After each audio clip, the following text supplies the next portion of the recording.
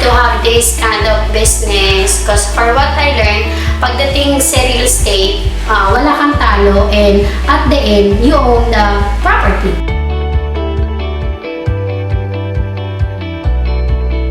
We built this house. This is based to American design. My husband is a foreigner. He was from US and this is all his idea. So we built this house with five bedroom with one bedroom downstairs. We put on our mind that para sana sa mga senior citizen or sa may bata, which is ang paakyat na hindi safe sa bata. So, and this is fully furnished. So when you rent the place, you just have to bring yourself and enjoy the house.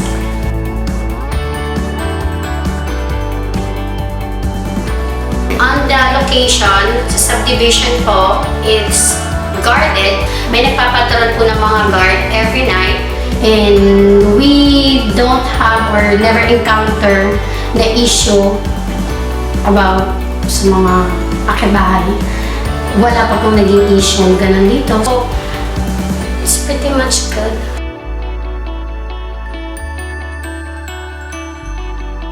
Yes, it is. Lahat po ng kailangan sa bathroom, kitchen, lahat po siya complete.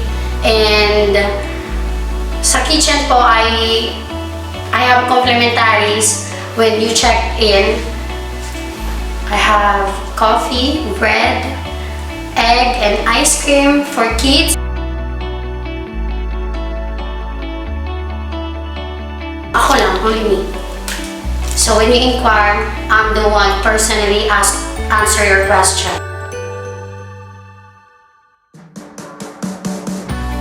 Wala naman siya. Weekend, usually as a Filipino, sometimes Filipino have fun or drink, but hindi siya ganun ka-loud. And hindi mo siya maririnig sa loob ng bahay. Then, on daytime, sometimes kasi on my street, they still do some renovation on my neighbors. So, may ingay na construction and yung airplane kasi malapit kami sa airport.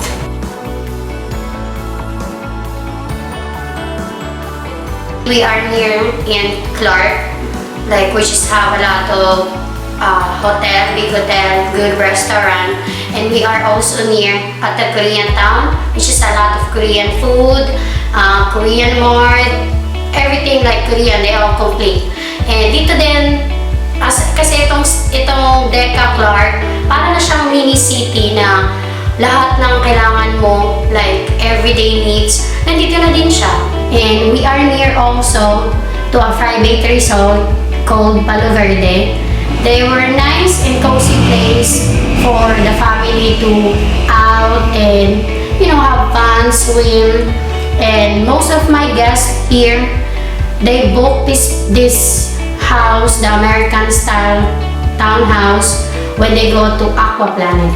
This is only like 20 minutes or 25 minutes from here, which is very accessible.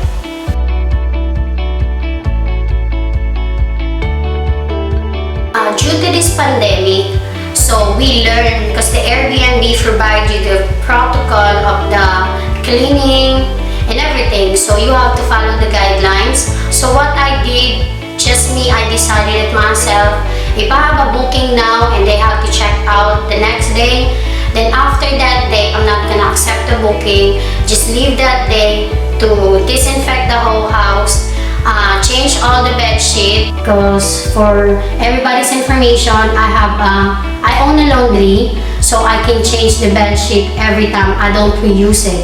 And also, if they stay here long enough, I give them that free, laundry for them, so they leave with no worries that when they got home, they have to do the things. They can just go home and relax.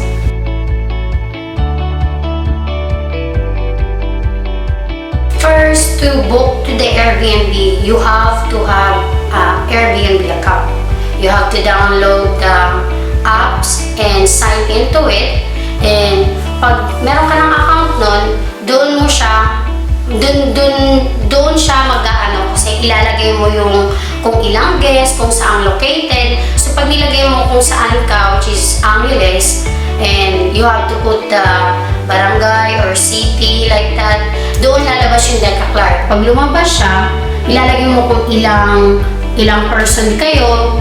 Then usually pag lumagpas siya ng 10 and gusto mo yung ilang bedroom, ganyan, lalabas yung American style townhouse because I can accommodate 16 person at a time.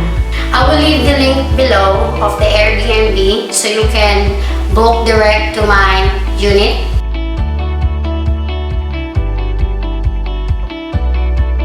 It's depend because the Airbnb, it's depend. They base on how many people are going to book for that day. So, me, I demand like around 4,000 to 5,000 good per person.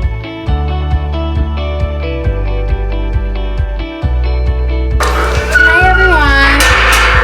I want to show you the inside of the house. So let's go.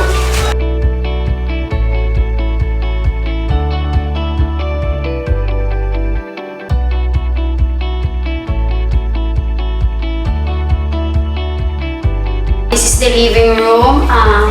Our design here is from US. Nandito ang aking wet bar.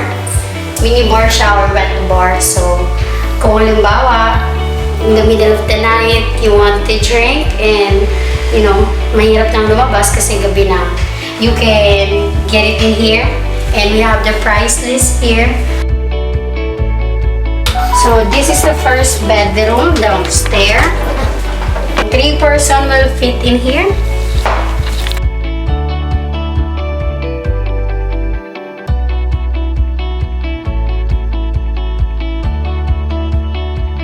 This is the dining.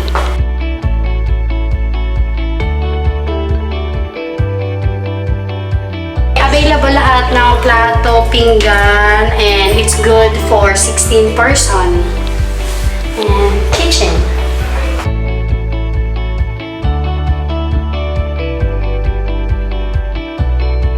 And we have ref. Nandiyan ang ating complimentary ice cream, breakfast. First floor have a bathroom with the heater.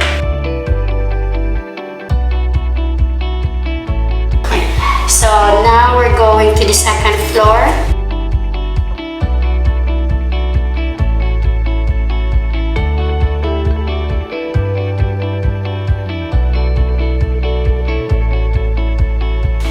Same. The second floor have a full bathroom also with a heater. This is the second bedroom with one bunk bed. This one is good for 2 person and single bed, and it's aircon. And this is the third bedroom. Same as the second bedroom with 1 double bed and 1 single bed on the top with aircon also. So this is the fourth bedroom, same as the first 2 bedroom with double bed and single bed at the top with aircon also.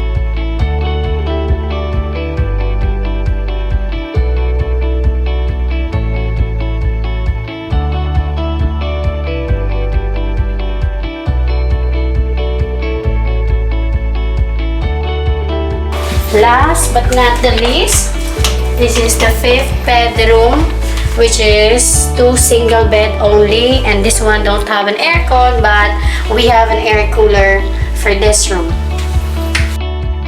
This coming month, I'll be having my 50% off to those going to book my Airbnb.